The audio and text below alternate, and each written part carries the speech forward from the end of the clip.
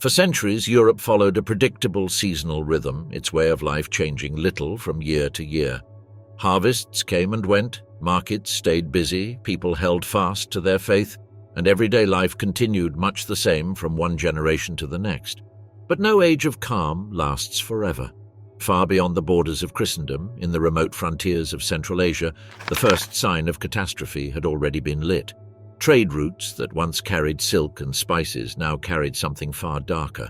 Armies on distant plains unknowingly stirred a force no sword could stop. And as caravans rolled westward and ships crossed the seas, the seeds of disaster drifted silently with them. What followed was unlike anything humanity had ever witnessed. A terror that moved faster than messengers, killed more ruthlessly than war, and left behind a silence so complete that entire regions seemed erased from the earth. Kingdoms faltered, faith cracked, and the fragile order of medieval life buckled under the weight of an invisible enemy. This is the story of how a single plague reshaped cities, toppled traditions, rewired society, and forced humanity to confront its own mortality. A story not of kings or conquests, but of fear, survival, and a darkness that spared no one. This is the entire history of the Black Death, the plague that changed humanity forever.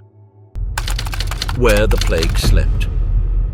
Before Europe heard a single scream and before its cities drowned in fear and its villages emptied overnight, the Black Death was already alive in the Far East.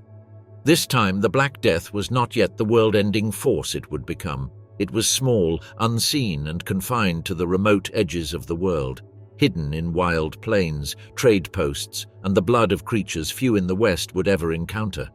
But what it lacked in scale, it possessed in something far more lethal: silence, mobility, and a terrifying ability to slip across borders long before anyone realized a catastrophe was moving toward them. The story begins far beyond the western horizon, deep in the mysterious part of the East where geography itself seems built to cradle secrets. For centuries, scholars have argued about the plague's birthplace, a place spoken of more in fearful speculation than in certainty. Some insist the disease lurked somewhere along the vast Eurasian steppe, while others claim it nestled in the desolate reaches of the Gobi Desert. There, in the deep silences between dunes, the plague may have waited. A few people claim the sickness hailed from the high Mongolian plateau, a land of harsh winds and unforgiving cold. These were the same lands that had impressed Marco Polo so fiercely that he wrote of curious horrors seen and heard by lonely travelers crossing the desert. In his chronicles, he spoke of men who, when separated from their caravans, would hear voices whispering to them from the empty air. Voices that coaxed them off their path. Voices that sounded like devils. And all the while, the hot, arid winds seemed to twist the mind, conjuring illusions that tormented the weak. Wherever the truth lies, one thing is certain. The plague lived long before humanity ever knew its name. Left to its own devices, the Black Death would have remained imprisoned in these isolated pockets of nature. It thrived mainly among small rodents and other creatures whose lives and deaths would have gone unnoticed by the world beyond their burrows. The disease burned too fast, too hot, too lethally to travel far on its own. While it could devastate a colony of animals, it could also emerge from its lair and spill across continents. The world at that time was simply too large, or so it seemed. But then the world changed. By the mid-14th century, the lands of the Eurasian steppe were no longer scattered, lawless, or wild. They had been brought under an astonishing unity known as the Pax Mongolica, the Mongol peace. What had once been fragmented territory was now stitched together by the thunder of hooves and the iron will of Khans. The ancient Silk Roads, which had languished after centuries of turmoil, were reborn with breathtaking vitality. Caravans multiplied, trade doubled, and with trade came constant and ceaseless movement. Once empty routes were now filled with the footsteps of merchants chasing fortune. Great caravans moved through deserts and grasslands laden with stories from worlds apart. Oasis cities flourished, becoming vibrant sanctuaries that glittered with life against the barren horizons. To keep this massive commercial empire running, the Mongols built the Yam, a postal relay system unmatched in efficiency. Riders dashed from station to station across immense distances with incredible speed, carrying orders, intelligence, and goods that held the aging Mongol domains together. All these merchants, caravans, trade stations, and yam couriers formed a perfect network and a grand interconnected web, and into this web the plague would eventually crawl. For the first time in its history, the disease had a highway. All it needed now was an opportunity. Far to the west of the plague's hidden location, at the edge of the Black Sea, lies the Crimean Peninsula, a crossroads of ambition, culture, and conflict, and tucked along its southern shores was a city called Kaffa. Only a century earlier, in the mid-12th century, Kaffa had been little more than a somnolent fishing village, a place of aging wooden huts, modest docks, and a smell of brine carried by the wind. No one then could have guessed how vital this settlement would become in the unfolding drama of humanity's darkest chapter, but history is never still. As Europe recovered from centuries of decline following the collapse of the Roman Empire, trade began to flow effectively, and few understood the power of commerce better than the Italian city-states. Genoa, Venice, Pisa were locked in a fierce rivalry for wealth and dominance. Their true loyalty was to profit. Meanwhile, the Fourth Crusade made this perfectly clear. In 1204, Crusaders stormed the Christian city of Constantinople, looting it with merciless zeal. If religious oaths could be twisted so easily for economic gain, then what chance did a small fishing village like Kaffa have of staying insignificant? None at all.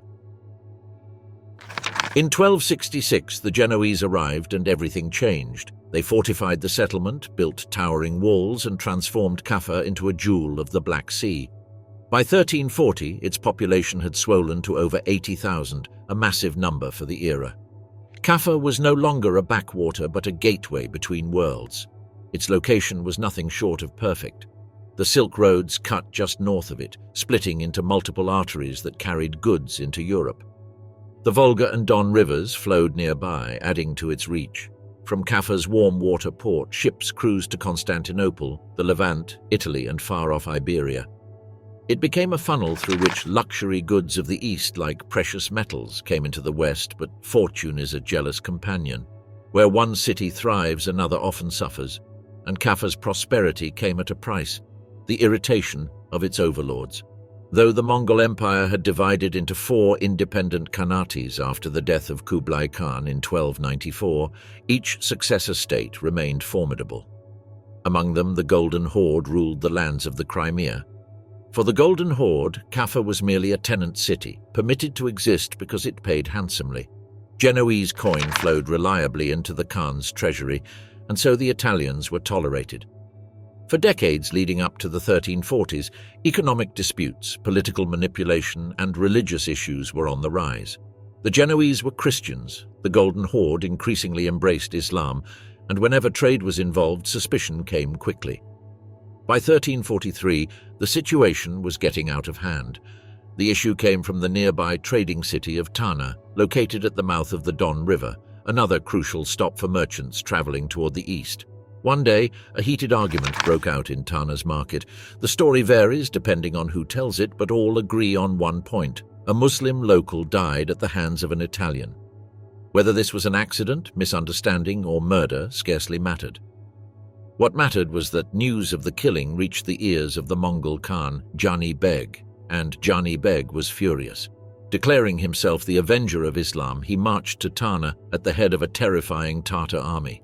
His demand was simple: surrender completely or be destroyed, so the Genoese offered a very rude response, a shockingly insolent refusal that mocked the Khan's authority, and that was the final mistake. The Mongols descended on Tana with the fury of a storm. The city was overwhelmed, its defenses shattered. Blood stained the market streets where the incident had begun. But some of the Genoese defenders escaped. They fled south toward the one place they believed could protect them, Kaffa. Jani Beg pursued them relentlessly. To him, these Italians were no longer tolerated guests. They were arrogant offenders, unworthy of the land they occupied, and he meant to wipe them out. But Kaffa was not Tana. Its walls were massive, imposing, and superbly built. So the Tartar armies encircled the city and the siege began. Days turned into weeks, weeks into months, and the Mongols settled in, preparing for a long campaign. But little did they know that something far more ancient, far more deadly, far more unstoppable was creeping toward their encampment. Something that had traveled thousands of miles, hitching rides on fleas, on rodents, on caravans. something that had waited for centuries for this moment. On the heels of the Tartar horsemen, the plague had finally reached Kaffa, and the true story was only just beginning. The Siege of Death. By the year 1346, rumours started drifting westward.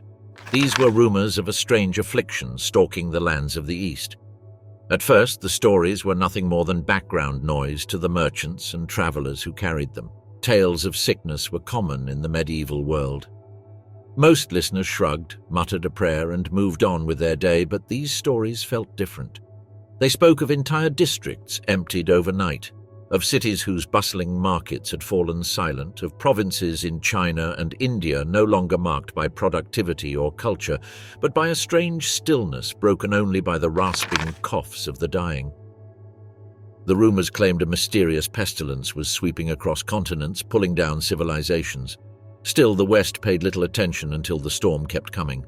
Russian chroniclers were among the first in Europe to put ink to parchment. They recorded that the plague had reached the shores of the Caspian Sea, a body of water so immense and remote that anything reaching its banks was assumed to have travelled the length of the world. And in less than a year, the sickness surged forward with terrifying speed. It crossed the broad slices of the Don and Volga rivers, ancient waterways that had carried trade for centuries. But now, instead of moving goods and prosperity, they ferried something far more sinister, a plague that seemed to leapfrog across landscapes as if guided by an invisible, malignant will. Soon it descended into the Crimean Peninsula, and just beyond its coastline, encamped beneath the towering walls of the city of Kaffa, waited an unsuspecting Tartar army, a perfect target. Within weeks, the Mongol soldiers found themselves facing an enemy against which no amount of skill or ferocity could defend them, and the enemy was winning.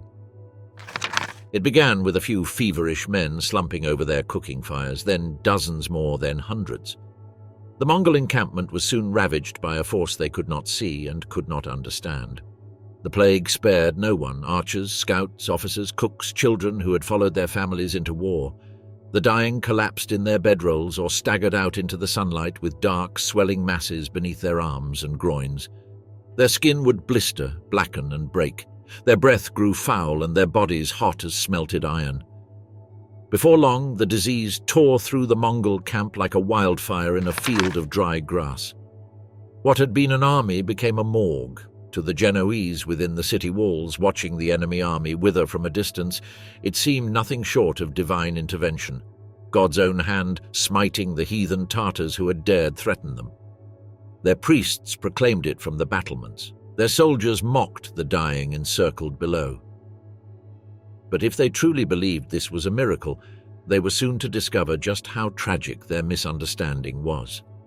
Meanwhile, the Mongol camp deteriorated with horrifying speed. The living were outnumbered by the dead.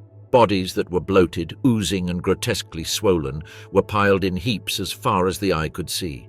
Their skin had taken on a ghastly mix of purple, green, and black. The air grew dense with flies and the sickening stench of rot, an odour so foul, so thick, that men gagged even through layers of cloth pressed over their faces. But perhaps the most unbearable part wasn't what they saw, it was what they smelled. As flesh decomposes, it releases gases that distort the body, turning it into something barely recognizable as human. The odor of these countless rotting corpses was so overpowering that even professional soldiers felt themselves puke. Janibeg, the Mongol Khan overseeing the siege, was disgusted. He could not bear the smell, he could not bear the corpses overrunning his camp. But he was not a man inclined to retreat or surrender, so he made a decision born of desperation and horror. Janibeg ordered the bodies of plague victims to be collected and dragged to the siege engines. The massive catapults, which had once hurled stones and flaming pitch against the walls of Kaffa, now received a new kind of payload. The Khan's strategy was simple. If he could not defeat the Genoese with force, he would defeat them with filth. When the catapults fired, the bodies soared through the air with the arms and legs pinwheeling, torsos twisting, sometimes bursting mid-flight as the pressure of decomposition proved too much to contain.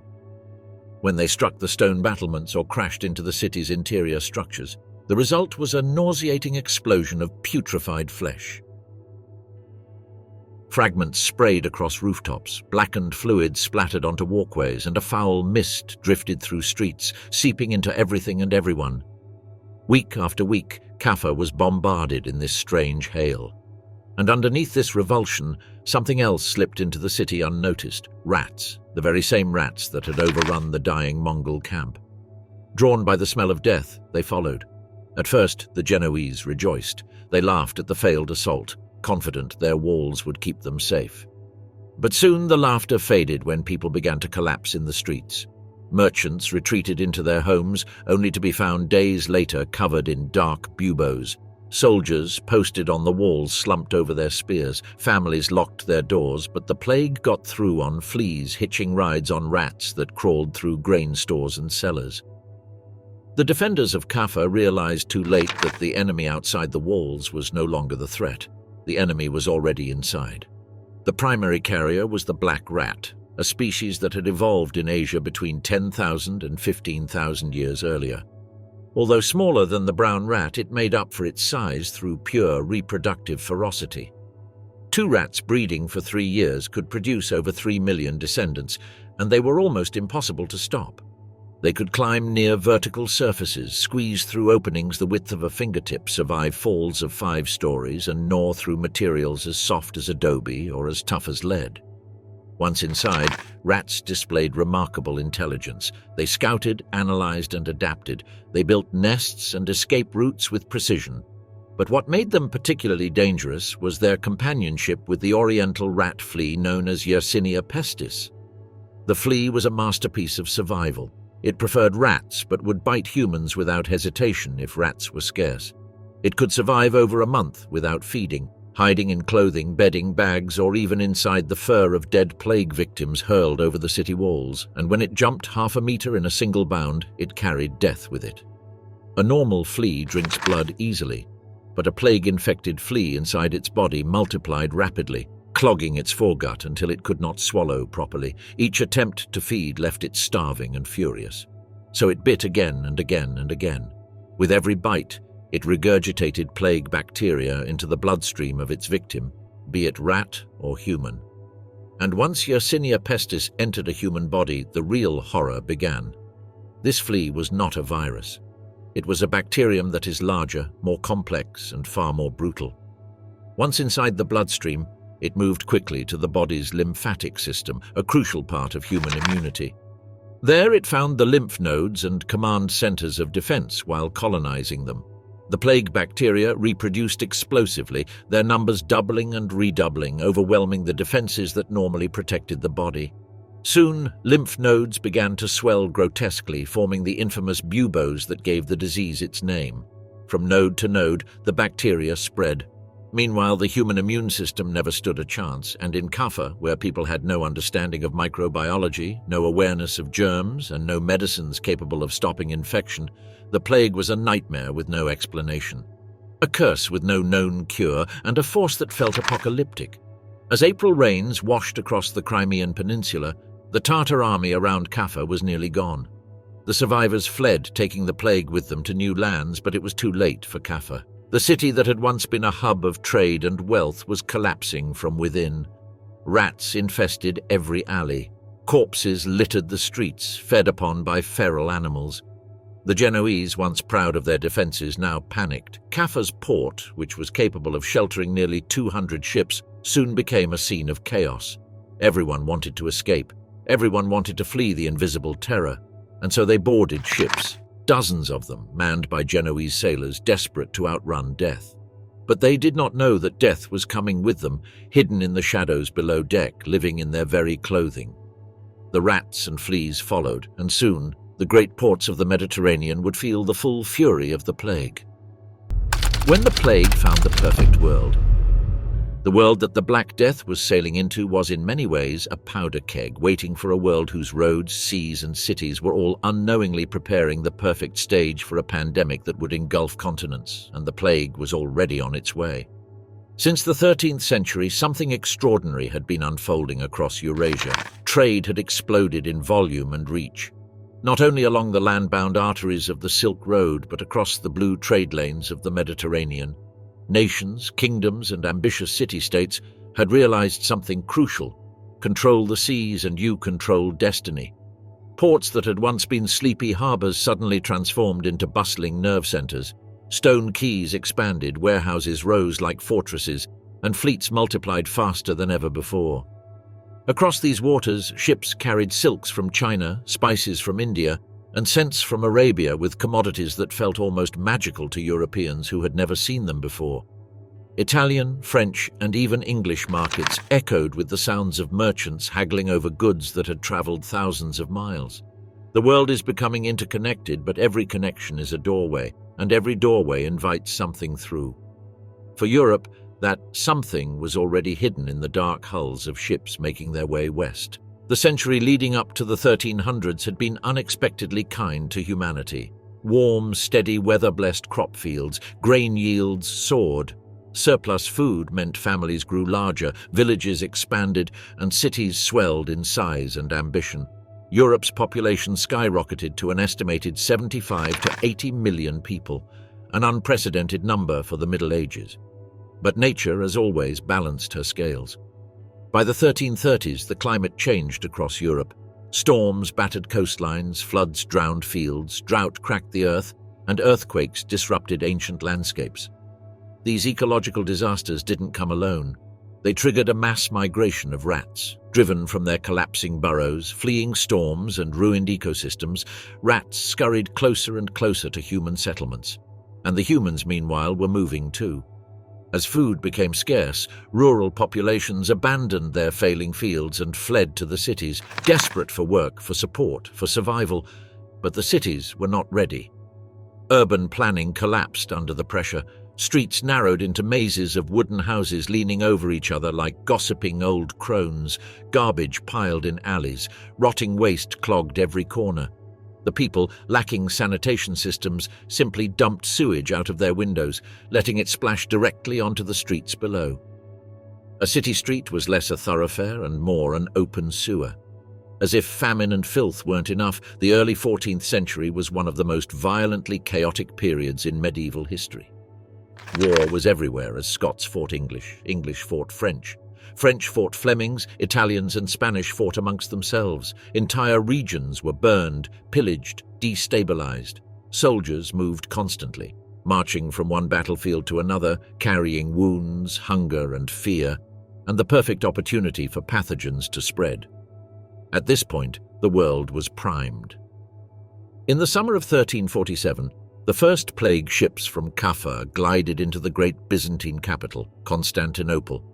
The city was a jewel of the medieval world, and within weeks it became a necropolis. An estimated 50 to 70% of its people perished. The Black Death went through the city with unimaginable force and then burst outward across the land. To the west, it swept into Bulgaria, Greece, Romania, and Poland. To the east, it surged across Asia Minor and Persia, but the plague's true horror was still ahead.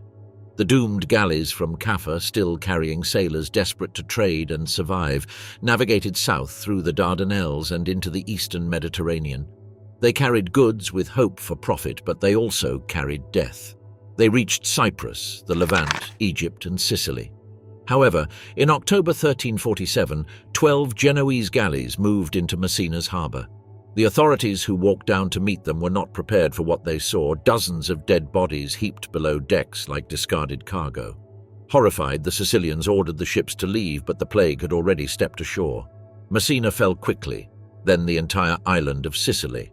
1/3 of the population vanished in a single sweep. Just like Constantinople, Sicily couldn't bury its dead fast enough. The Black Death crossed the Strait of Messina as easily as a shadow passing through a doorway. It moved north, climbing the Italian peninsula, and like a tireless predator, it arrived in Rome within months. Historians estimate the plague advanced across land at nearly 2.5 miles per day, slipping over rivers, mountains, valleys, and fortresses as if no obstacle could slow it. The ships that had been chased out of Messina continued westward, their surviving sailors still determined to trade.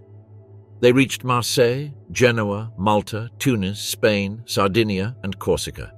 Genoa itself collapsed in late November. Of its 90,000 people, 30 to 40% died. Meanwhile, Marseille became the plague's gateway into France. and from there the Black Death advanced northward with terrible speed, arriving in Avignon by January. France would never be the same. 3 variants. In January 1348, winter winds rolled across the Adriatic Sea, carrying doom along its way. Venice, one of the most powerful, wealthy and cosmopolitan cities in all Europe, stood like a jewel about to crack, floating on top of the lagoon. With an estimated number of 120,000 people, the Venetian Republic was a titan of commerce. Its ships threaded through the Mediterranean like arteries of empire. Its markets overflowed with spices, silk, and wealth. But when the first rumor of plague became reality, Venice reacted with a ruthlessness unmatched anywhere else in Europe. The Great Council and the Doge, Andrea Dandolo, issued a terrifying decree that all incoming ships were to be seized, searched, and if any sign of disease was found, they should be burned. Entire vessels of crews, cargo, and timbers were set ablaze in the lagoon, their flames rising like funeral pyres in the night.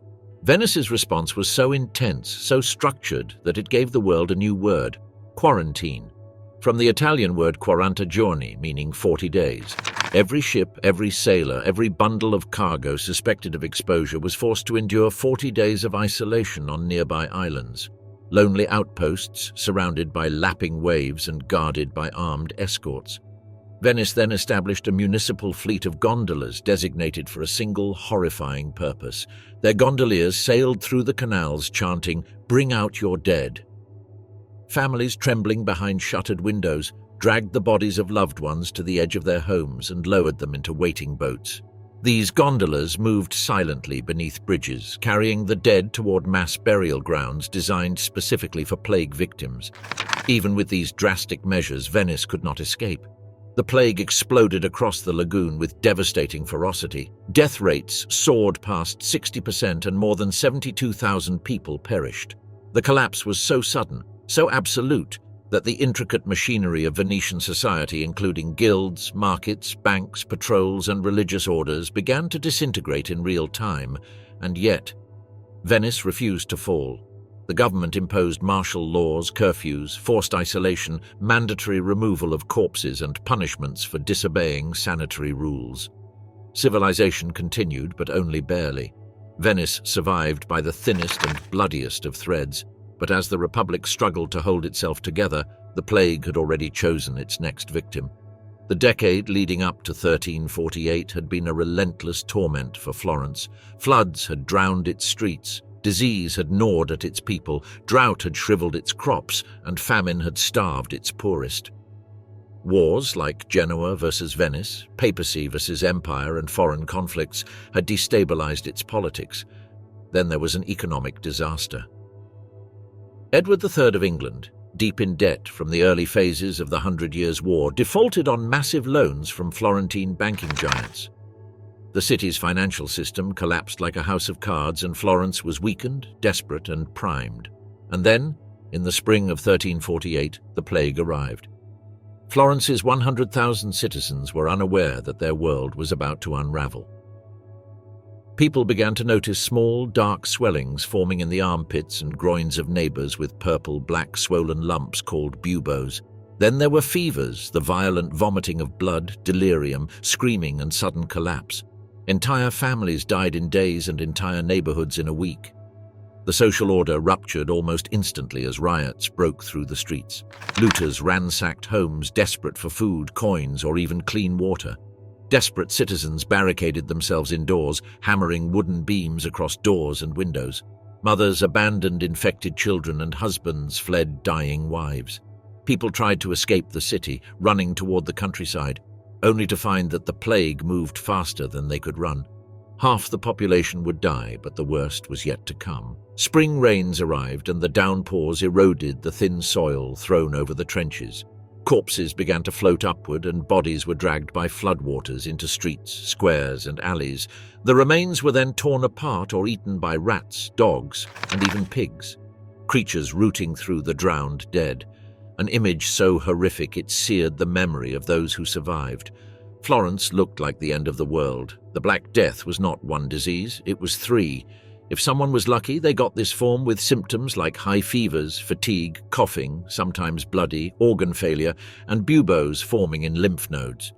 These buboes, sometimes the size of an orange, swelled seriously.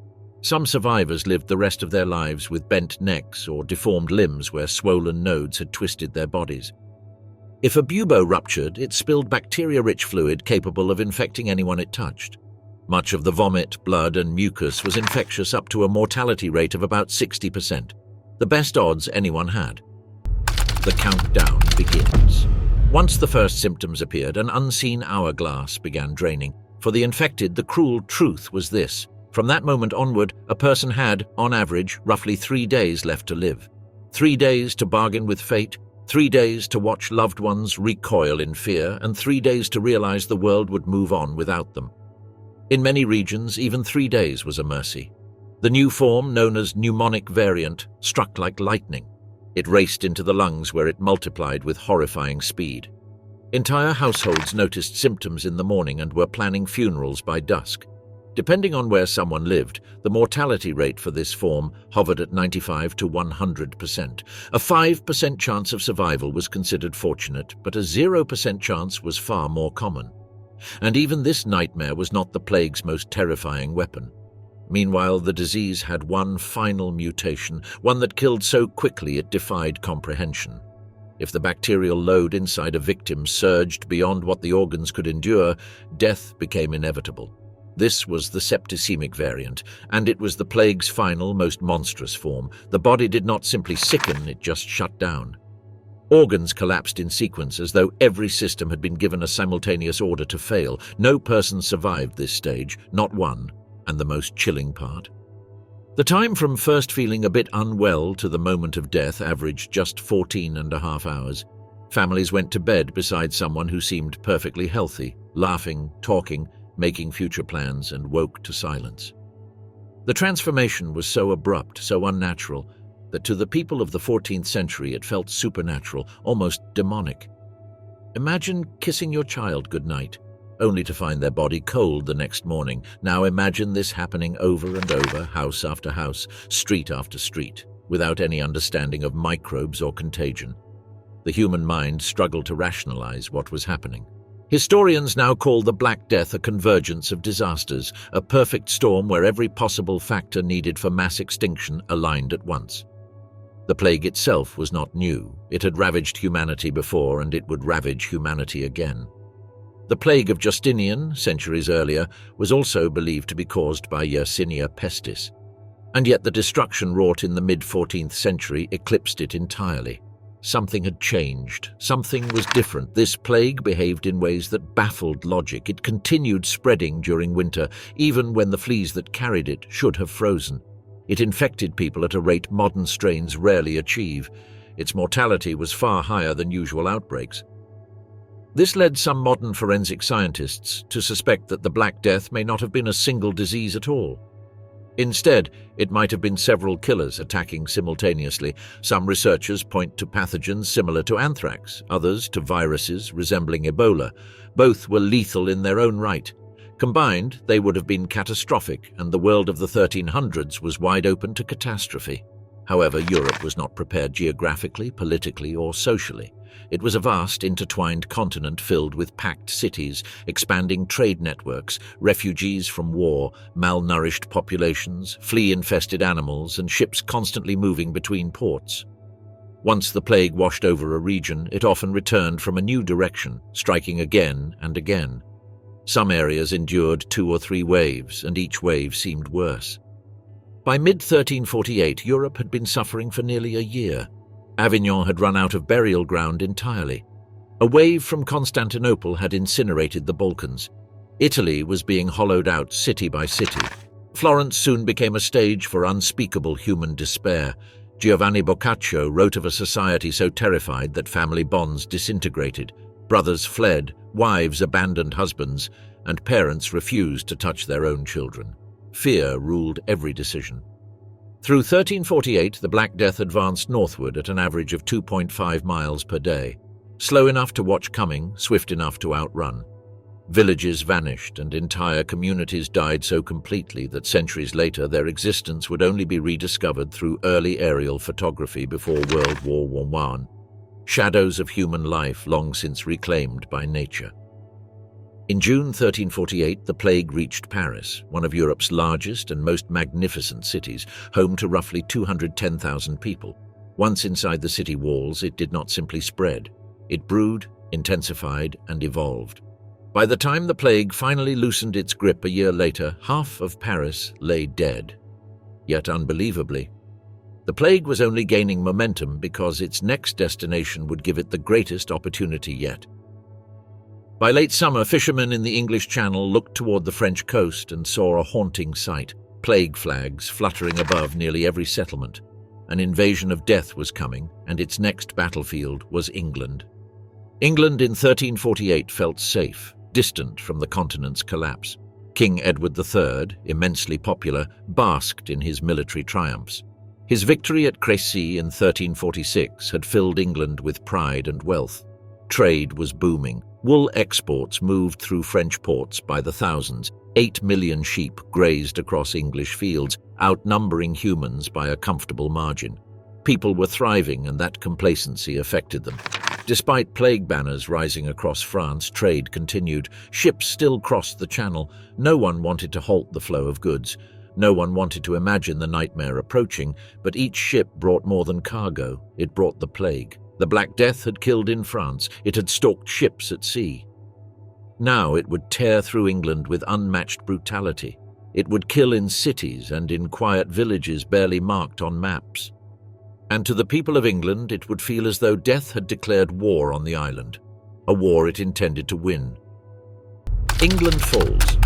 Historians now believe that the Black Death made its assault on England from multiple points along the Channel coast, carried by ships leaving the plague-ridden port of Calais. Death landed like an invading army. It struck Southampton, then Portsmouth, and finally the small port of Melcombe, now part of modern-day Weymouth. These were not random landfalls. They formed a grim chain of entry points, open doors through which the greatest killer in European memory spilled onto English soil. But England's nightmare did not end there. Another front opened in Bristol, one of England's most important commercial hubs. A ship from Gascony, loaded with barrels of prized French wine, quietly entered the harbour, but hidden in its dark, humid hold was a far deadlier cargo. Within hours of docking, townsfolk began falling ill. There was no warning and no time to prepare, just a city collapsing almost overnight. From these two beachheads, the plague began its relentless advance, following England's intricate web of roads, rivers, and trade routes straight into the centre of the country. In mainland Europe, the average urban mortality rate hovered around 33%, already catastrophic by any measure. But in England, the death toll surged far beyond that. Here, 55% of city dwellers perished. Some towns witnessed the eradication of 80 to 90% of their population. No continent-wide war, no famine, no previous epidemic had killed so many so quickly. It became mathematically impossible to bury the dead. Parishes ran out of land, graveyards overflowed, and the living could not keep pace with the dead. So England turned to fire. Travellers described the countryside as a vision from the apocalypse. From every direction rose enormous columns of black smoke, twisting into the sky like dark monuments to the fallen. Bodies were stacked by the hundreds, sometimes by the thousands, and set ablaze. Ash drifted across fields and roads, settling on travellers' cloaks and hair. This was not merely the end of life.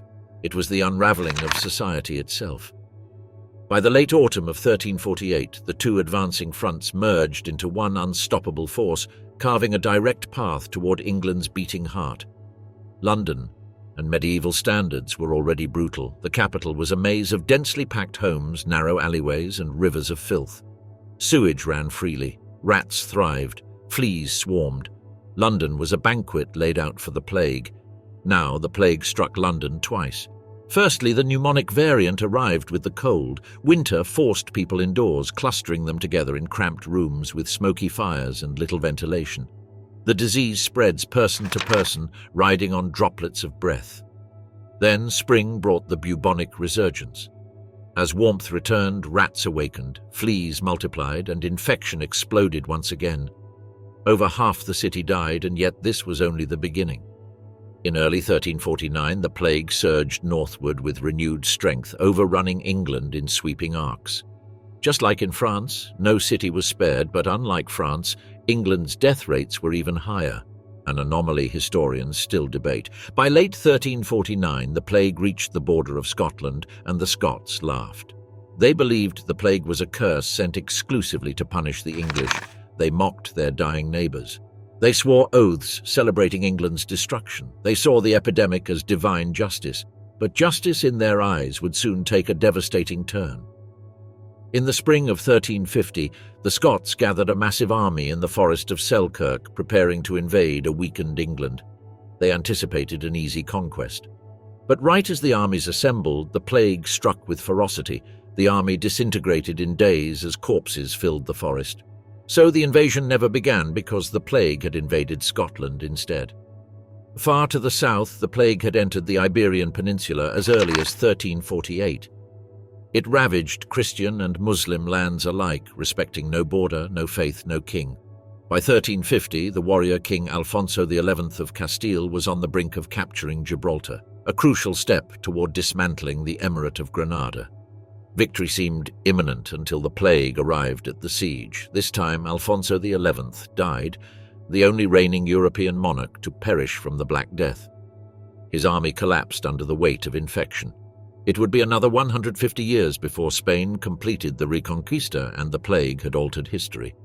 With death everywhere and no escape in sight, Europe was psychologically shattered. People desperately tried to understand what was happening.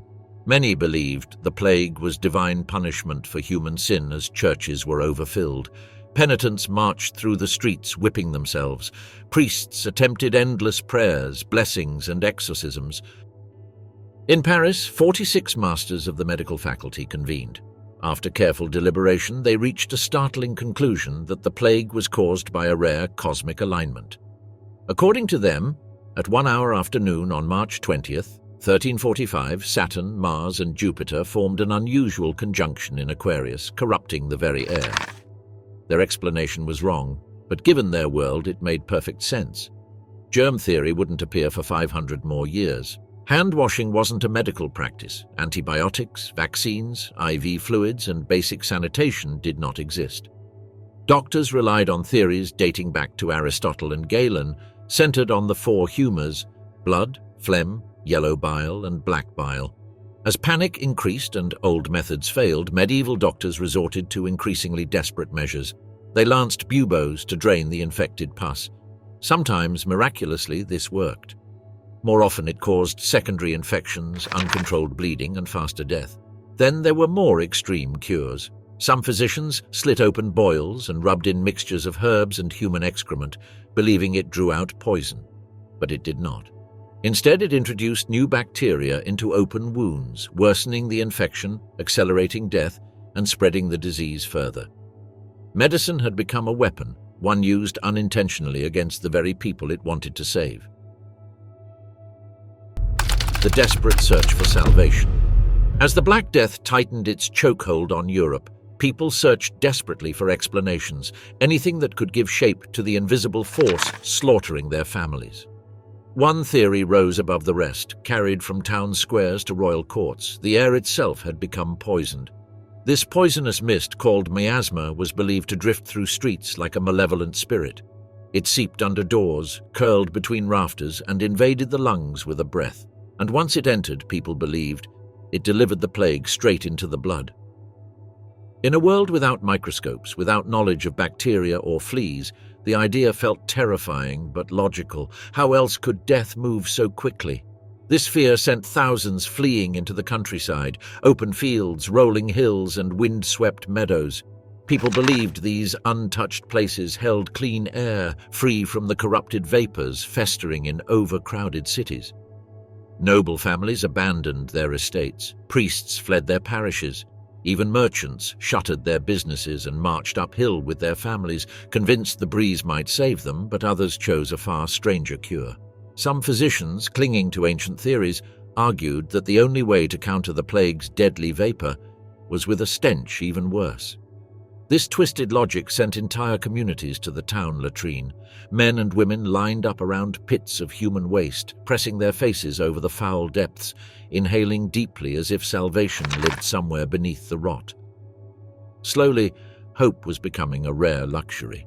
The idea of using foulness to counter the plague started with latrines. Soon, another remedy took hold, rumored from midwives to apothecaries. The idea was to drink urine, but only the urine of someone who had not yet caught the plague. It was believed that this untainted liquid could cleanse corruption from within.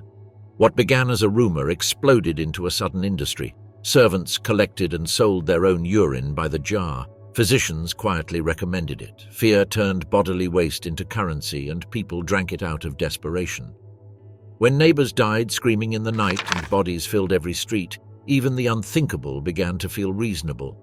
But for those with wealth, there was an alternative, one far more refined. The wealthy rejected latrines and urine, choosing instead to place their faith in gemstones. Sapphires, ground into powder and swallowed, were said to ward off the plague's poison. Crushing a sapphire was like crushing a fortune, but nobles didn't care.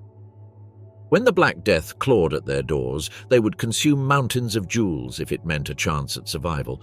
Of course, none of it worked, but medieval Europe was running out of answers and running out of time. When air and gemstones failed, people turned to something older and primal: fire. Fire was life and purity, so they believed it could burn away the plague. Some healers took this belief to horrifying extremes. They heated metal rods until they glowed red hot and pressed them directly into the buboes, the swollen, pus-filled boils of the infected. The screams were unbearable and the smell was worse. But to those administering the treatment, this agony was medicine.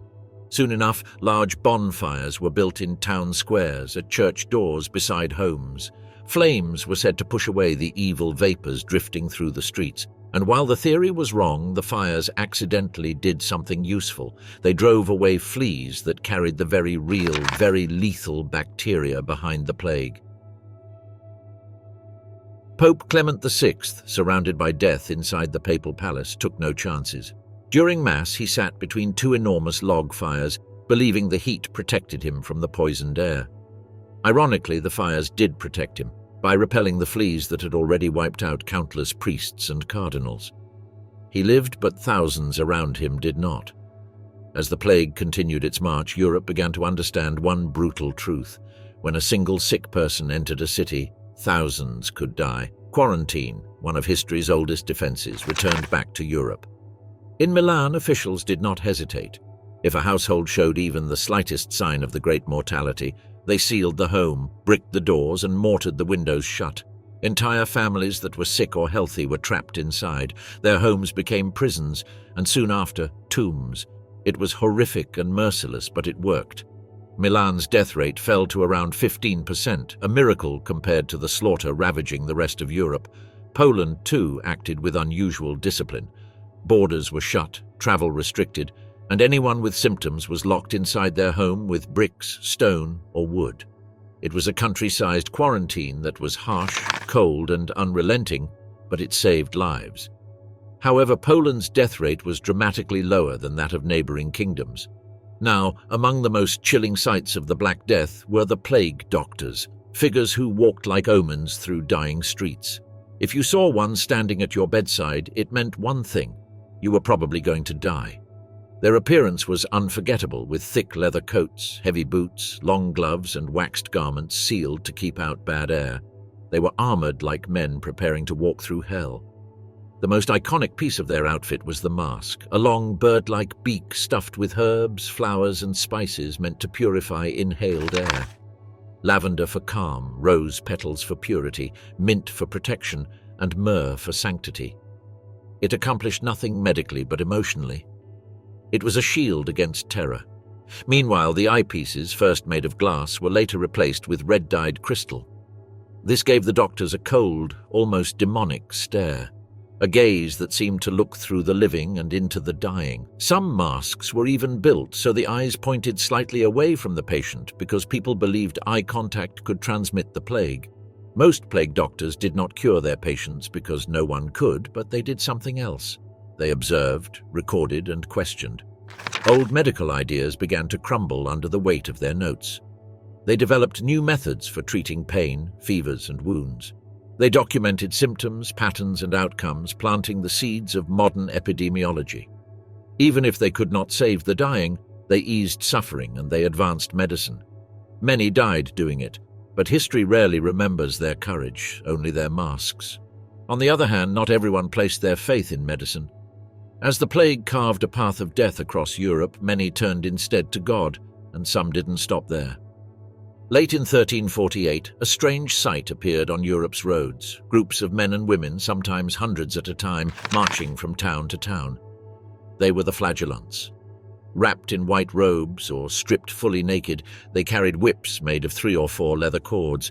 At the end of each cord hung metal hooks or jagged pieces of iron. Believing the plague was God's punishment, they whipped themselves bloody as they traveled, hoping their pain would atone for humanity's sins. One Dominican friar described watching a flagellant collapse in a frenzy of pain and devotion. He claimed that he stripped himself naked and beat his body until blood poured from him. Then, trembling and shivering in the cold air, he knelt before God, begging him to wipe away his sins. To some, this revelation was inspiring. Meanwhile, the Pope condemned the flagellants as heretics. But his words weren't enough. The movement was already accelerating, spreading as fast as the plague itself. And unknowingly they were helping the plague spread. Wherever they marched, the road behind them was left splattered with blood, organs, and the bodies of those who collapsed along the way. Crowds gathered to watch, unknowingly exposing themselves to infection. The flagellants wanted salvation, but they delivered death. As fear increased and death tolls got higher, Europe reached for an ancient, terrible habit of finding someone to blame. Rumors spread that Jews had poisoned the wells, that they were orchestrating a secret conspiracy to wipe out Christians, that the plague was not a natural disaster but an attack. These lies exploded across the continent. Jewish communities were rounded up. Many were tortured until they confessed to crimes they did not commit. Once these confessions were extracted, the pogroms began. The first major one erupted in Toulon on April 13, 1348, and soon massacres unfolded almost everywhere the plague had touched. Eventually, so many synagogues burned, entire neighborhoods were destroyed, and families were dragged into the streets and slaughtered. Many Jews tried to flee, but there was often nowhere left to run. The First Great Pogrom. When the first major pogrom ignited in Toulon on April 13, 1348, it was like watching a match fall onto a forest of dry timber. In a moment, accusation became action. What began as a dark rumor claiming that Jews had poisoned the well turned into full-blown fury. The Jewish quarter of the city was attacked with a rage that had been building for months. Fear sharpened into hatred, and hatred demanded a target. Homes were looted, synagogues destroyed, and families torn apart. Those who attempted to flee were cut down in the streets. Those who stayed were burned alive inside their own houses. For many in Europe, this violence wasn't an aberration, it was a signal flare. Once Toulon fell, other cities took it as permission. A precedent had been set, and the flames spread. By the summer of 1348, pogroms had become a second plague, shadowing the first. From Barcelona to Basel, from Strasbourg to Erfurt, entire Jewish communities were accused, arrested, tortured, and annihilated. In many cases, confessions were extracted through unimaginable brutality, stretching limbs until joints gave way, burning flesh to force answers that interrogators demanded, not truths the victims possessed. Under torture, anything could be admitted. The lie snowballed, becoming fuel for even greater atrocities. The irony was that many Jewish communities had actually suffered fewer initial cases of plague because their ritual hygiene practices slowed infection. But instead of seeing this as wisdom, neighbors saw it as suspicious. Cleaner homes were interpreted as evidence of guilt, and still the plague continued its march, indifferent to who lived or died. In February 1349, the violence reached its darkest chapter. The city of Strasbourg, driven by fear and political opportunism, staged one of the largest mass burnings in medieval history. Nearly 2,000 Jews were rounded up, tied together, and burned alive in the city's burial grounds. Their screams were heard across the walls and alleyways, rising above the chants of the mob. Some Christians tried to intervene, arguing the Jews were innocent. but their voices were drowned out by the roar of the crowd and the crackle of flames. The massacre was so massive, so grotesquely efficient that chroniclers noted the fire burned for hours. Yet, even after the ash settled, the plague remained. The wells were still poisoned by ignorance, fear, and desperation. As the death toll mounted, trade routes collapsed, and with them, the economy of medieval Europe. Markets emptied, ships remained in harbors, their sails furled, their crews dead or dying, and many villages vanished entirely, with abandoned houses left to rot and doorways swinging in the wind. Governments fractured, unable to tax populations that were vanishing faster than records could be kept. Some rulers fled, others died, others hid behind thick stone walls, hoping the Black Death could not seep through cracks in castle mortar. Even simple daily life became unrecognizable. Graveyards overflowed, coffins ran out. In many cities, bodies were dumped into mass pits. Layer upon layer, the dead mingling with the newly dying, all of them waiting for the next cartload. Yet as impossible as it seemed in 1348 or 1349, the plague began to loosen its grip. It didn't vanish, but its explosive wave lost momentum. The survivors stepped into a world transformed, where entire towns had collapsed, land ownership shifted overnight, and social hierarchies trembled. With labor scarce, peasants discovered something Europe had not expected. Workers had value. Wages increased as serfs escaped the chains of feudalism. Landlords, once haughty and secure, now begged for farmhands. The Black Death had destroyed, but in that destruction, it had also set the stage for something new, a restructuring of European society that would echo into the Renaissance and beyond. Medical knowledge, as crude as it was, also changed. Plague doctors, though feared, had recorded everything they saw. Some wrote treatises on symptoms and spread, arguing that disease might follow patterns, not divine whim. Universities weakened but persisted, pushing scholars to study natural causes rather than supernatural punishment. It was clear that the Black Death did not cure ignorance, but it reduced it, and sometimes that is the first step toward understanding. By the early 1350s, the first great wave of the Black Death had ended, but the world it left behind would never be the same. The plague would return again many times, but never with quite the same unrestrained fury. The scars remained, though. Empty villages, lost families, mass graves, and the memory of those who had been blamed, hunted, and killed for crimes they never committed. In the end, the Black Death reshaped humanity through the revelations it forced. It exposed the fragility of institutions, the dangers of fear, and the resilience of those who survived. It tore the old world apart piece by piece, and a new world began to form. A world that would question authority, a world that would value knowledge, a world that would remember and fear the return of the invisible enemy that once brought civilization to its knees.